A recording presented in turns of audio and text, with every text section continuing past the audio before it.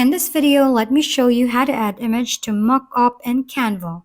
First, head over to canva.com on your browser and start by choosing your design dimensions. Click Create a Design, then Custom Size, and enter your preferred dimensions. For example, 1920 by 1080 for a landscape layout. Next, find a mockup to use. Go to the Elements tab and search for mockup.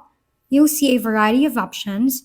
You can also use specific terms like Mockup or PC Mockup to narrow down your results.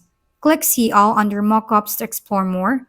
Once you've selected a mockup, and resize it to fit your layout.